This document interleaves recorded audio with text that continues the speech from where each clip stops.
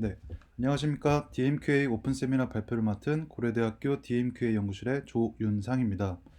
오늘 제가 소개드릴 내용은 시퀀스 데이터를 위한 커널 메소드입니다. 내용 소개에 앞서 제 소개를 간략히 드리겠습니다.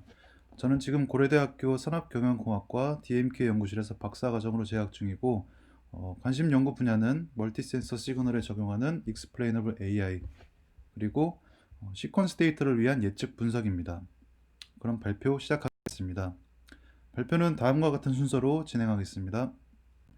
네, 먼저 머신러닝 알고리즘 중에서 선형 분류 모델은 다음과 같이 두 개의 변수로 데이터가 분포한다고 했을 때 이 두 부류의 데이터를 잘 분류할 수 있는 직선의 형태의 결정 경계를 학습해서 결정 경계보다 크면 클래스 1, 작으면 마이너스 1로 분류하는 과정으로 이루어집니다.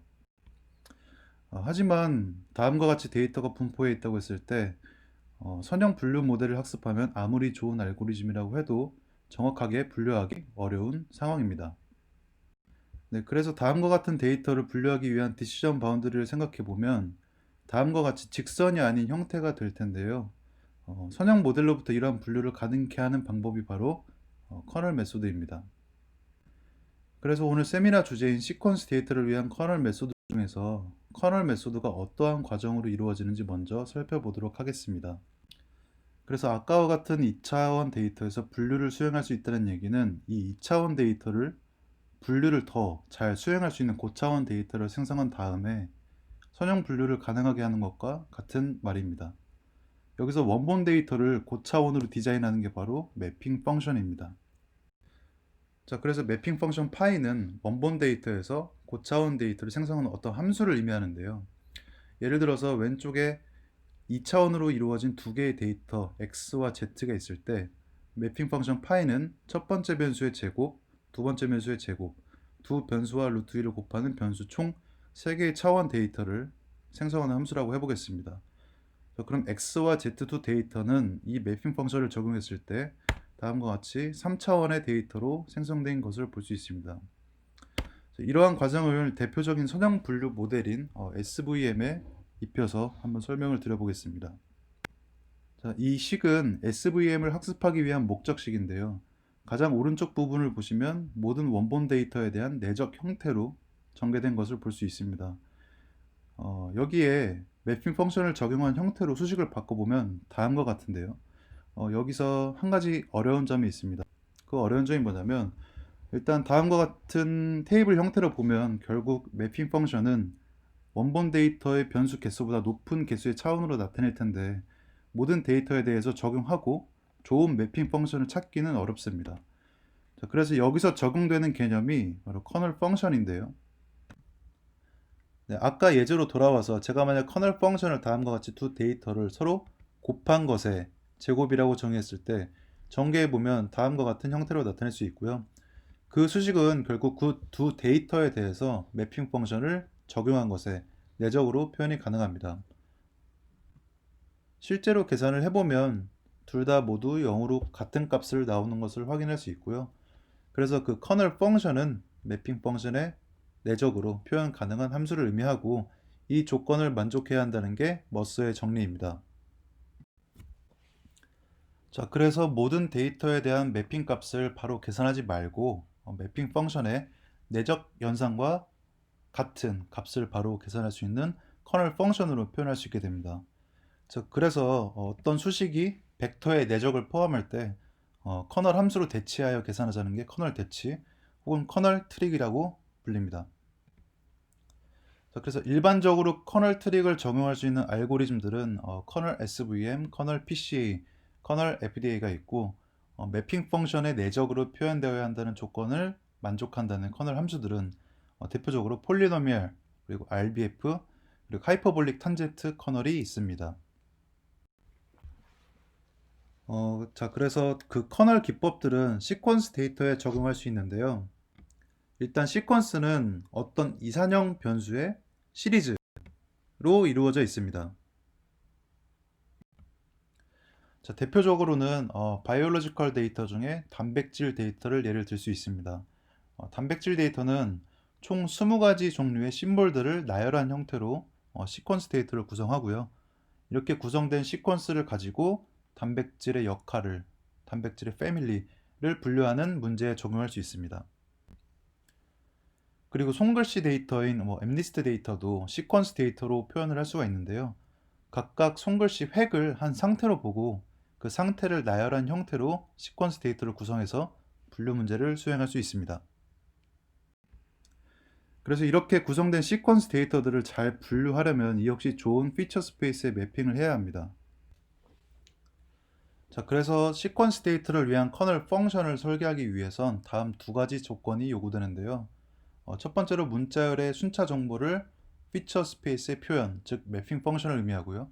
그 매핑 펑션의 내적으로 표현해서 커널 트릭을 적용할 수 있어야 합니다. 그래서 이 두 가지 작업을 수행하는 대표적인 커널에 대해서 소개를 해드리겠습니다. 먼저 스펙트럼 커널입니다. 저 스펙트럼 커널은 일단 먼저 A, B, C로 표현된 시퀀스가 있다고 해보겠습니다. 자, 그래서 스펙트럼 커널의 아이디어는 뭐냐면 K 길이를 가질 수 있는 문자열의 빈도수로 한번 표현해 보자는 것입니다. 만약에 K는 3이라고 했을 때 그 ABC로 표현할 수 있는 길이 3의 문자열은 다음과 같습니다. 그래서 시퀀스를 처음부터 한 시점씩 슬라이딩으로 조합의 개수를 세는 것인데요. 첫 번째로 AAA가 한번 발생했을 때, 그리고 두 번째로 AAB, 그리고 마지막까지 진행하면 다음과 같은 벡터를 얻을 수 있습니다. 이렇게 표현된 셋을 K-멀 셋이라고 명명을 하고요. 주로 U로 표기를 합니다. 그래서 U에 대한 빈도수를 계산하는 것으로 매핑 함수를 정의하고요. 그리고 이렇게 표현했을 때에는 시퀀스 길이에 관계없이 모두 고정된 차원으로 표현할 수 있다는 장점을 갖게 됩니다. 자, 그럼 다음과 같은 두 개의 시퀀스가 있다고 했을 때 각각 매핑 함수를 적용하면 다음과 같고 커널 펑션은 역시 두 매핑 함수의 내적으로 표현되어야 하니까 다음과 같이 정의할 수 있습니다. 자, 그래서 두 시퀀스 내에 각각의 K멀 셋을 서로 곱하고 더한 값이 최종적인 커널 값이 되는 것이고요. 이런 식으로 계산하는 커널을 스펙트럼 커널이라고 합니다. 그래서 이 스펙트럼 커널을 적용하면 동일한 그 K멀 셋을 많이 공유하는 시퀀스일수록 큰 커널 값을 갖기 때문에 시퀀스가 유사한 정도로 해석할 수 있습니다. 자, 두 번째로 미스매치 커널입니다. 자, 미스매치 커널은 방금 소개했던 스펙트럼 커널에서 약간 변형된 것인데요. 다음과 같이 시퀀스가 있다고 했을 때 K가 2인 스펙트럼 커널을 계산하면 다음과 같은 매핑을 수행을 할 것입니다. 자, 미스매치 커널은 일단 완벽하게 일치하는 조합의 빈도를 세는 게 아니고 어느 정도 틀린 경우도 고려하고자 하는 아이디어를 나타낸 것입니다. 그래서 m 길이라는 변수가 추가가 되는데요. 그래서 m 길이만큼 일치하지 않는 경우도 고려해 보자는 것인데 먼저 ABC로 나타낼 수 있는 조합을 즉 K머 셋을 알파와 베타로 표기를 해서 두 경우의 행렬로 나타냈습니다. 그런 다음 이 베타가 알파의 m 길이만큼 속하면 1 그리고 그렇지 않으면 0으로 표기하는 과정을 수행하게 됩니다. 그래서 AA와 AA를 비교했을 때 일치하는 부분이 있으니 1 그리고 AA와 AB도 일치하는 부분이 있으니 1로 표기가 되고 모든 경우를 따지게 되면 다음과 같은 행렬을 얻을 수가 있습니다. 자, 그런 다음 시퀀스에서 발생할 수 있는 조합에 대해 즉 파란색으로 표기한 AB, BA, BB만 이 행렬만 추린 뒤에 그 열에 있는 값들을 더한 게 최종적인 매핑 함수 값이 되게 됩니다. 그래서 기존의 스펙트럼 커널 그리고 미스매치 커널에 대해서 매핑된 값을 비교해 봤을 때 값이 다른 것을 확인해 볼 수 있고요. 수식으로 나타내면 m 변수가 추가된 것을 확인할 수 있습니다. 자, 그리고 저자가 말하기로는 이런 방법을 제안한 이유가 Biological Important Notion을 반영하기 위함이라고 하는데 좀 더 생각해 보면 일단 실험 결과에서 논문의 실험 결과에서 분류 모델 정확도가 더 높았고요. 그리고 바이올로지컬 시퀀스 특성상 특정 시점에 문자열이 일치하지 않더라도 조금 더 범위를 넓혀봐서 유사성을 측정해 보는 게 더 장점에 있지 않나 이렇게 생각을 했습니다. 세 번째로 서브스트링 커널에 대해서 말씀을 드리겠습니다. 자, 일단 하나의 시퀀스, 그 시퀀스를 스트링이라고 표현해 볼 때 서브스트링이라는 것은 특정 자리에 있는 문자열을 의미합니다. 그래서 제가 RADAR을 서브스트링이라고 지정을 할 때 다음과 같은 하이퍼 파라미터를 지정을 해야 됩니다. 먼저 몇 개의 서브스트링 요소를 선택할 것인지 의미하는 K와 만약에 K를 5개라고 설정했을 때 몇 번째 문자들을 가져올지를 의미하는 I를 설정하게 됩니다. 그래서 그 I가 만약에 3, 4, 7, 8, 10이었다면 서브스트링 XI는 RADAR이 되고 여기서 서브스트링에 대한 길이를 LI로 표시하는데요. 이건 서브스트링 XI, 즉 서브스트링 셋의 끝자리하고 처음 자리를 빼고 1을 더한 길이로 정의합니다. 자, 그래서 서브스트링 사이의 갭을 반영한 길이로 표기를 하게 되는 것이고요. 여기서는 이 서브스트링에 대한 길이는 8이 됩니다. 그리고 이처럼 K가 부여되었을 때 정해진 서브스트링을 U로 표기해 보겠습니다. 그래서 총 4개의 시퀀스가 다음과 같다고 할 때 K를 2로 지정했다면 U는 다음과 같이 나타낼 수 있습니다. 그리고 이 U에 대한 매핑 펑션은 다음과 같이 정의합니다. 좀 더 자세히 한번 살펴보겠습니다. 매핑 펑션이 람다의 Li승으로 표기가 되었는데 일단 람다는 0과 1 사이의 값으로 사용자가 지정하는 하이퍼 파라미터입니다. 그리고 람다 Li승은 일단 갭을 반영한 서브스트링의 길이가 증가할수록 감소하는 변수가 되는데 이는 같은 서브스트링이어도 갭이 크면 시퀀스 간 비교할 때 그 둘이 유사하다고 보기 어렵다는 점을 반영하기 위함입니다. 예를 들어서 한번 설명해 드리도록 하겠습니다.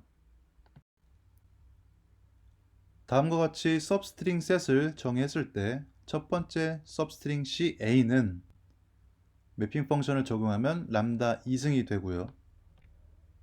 CT는 람다 3승, 그리고 AT는 람다 2승이 됩니다. 나머지 서브스트링 셋에도 적용하면 다음과 같고요. 여기서 중복되는 서브스트링 셋을 제거하고 표 형태로 나타내 보면 다음과 같습니다. 그래서 서브스트링 매핑 펑션을 사용해서 4개의 시퀀스를 8차원의 피처 스페이스로 나타낸 것으로 볼 수 있고요. 여기서 저희는 커널 펑션을 정의해야 되지 않습니까? 그래서 커널 펑션 역시 매핑 펑션의 내적으로 표현이 됩니다. 그래서 시퀀스 CAT와 시퀀스 CAR에 대한 커널 펑션을 적용하면 람다의 4승이 되고요. 이를 모든 시퀀스에 대해 계산하는 것으로 확장해 보면 분류 모델에 적용하는 커널 트릭이 됩니다. 즉 서브스트링 커널 트릭이 되는 것이고요. 그래서 여기에서 논문에서는 한 가지 작업을 더 했는데요. 커널 정규화를 진행을 했습니다. 자, 왼쪽에 보이는 게 방금 계산했던 정규화 전의 커널 값이고요. 그리고 오른쪽과 같이 정규화식을 통해서 정규화된 커널 값을 도출했습니다.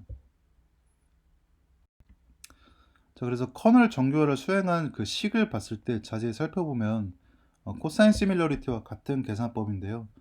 이렇게 정규화를 진행한 이유는 시퀀스에 적용하는 커널로서 두 시퀀스 간 유사성을 표현하기 위함입니다. 자, 이렇게 지금까지 3가지 대표적인 방법론을 소개를 해드렸습니다. 정리해보면 먼저 첫 번째로 스펙트럼 커널은 서브스트링의 빈도수를 고려를 했습니다. 그리고 갭은 고려하지 않았었고요. 그리고 두 번째로는 미스매치 커널 같은 경우는 미스매치 경우를 포함한 서브스트링의 빈도수를 고려했습니다. 이 역시 갭은 고려하지 않았었고요. 그리고 세 번째로 서브스트링 커널, 이것은 서브스트링 길이를 갭을 고려해서 나타낸 다음에 웨이트 값을 기반으로 유사도를 정리를 했습니다. 그래서 이러한 커널들을 모두 스트링 커널이라고 말을 하는데요. 이 역시 머서의 종류와 관측치 간 유사들을 표현하고 있다는 점을 살펴봤습니다. 자, 그래서 그 스트링 커널 방법론을 정리해 보면 다음과 같은데요. 오늘은 그 피처 스페이스를 어떻게 정의하는가에 대한 그 커널 기법 중에 가장 널리 이용되는 스펙트럼 믹스매치 서브스트링 커널에 대해 소개를 드렸습니다. 그리고 그 이외에 혹시 관심 있으신 분들은 아래 키워드로 찾아보시면 좋을 것 같고요. 세미나 중위에 참고한 문헌은 다음과 같습니다. 자, 이것으로 세미나 마치도록 하겠습니다. 감사합니다.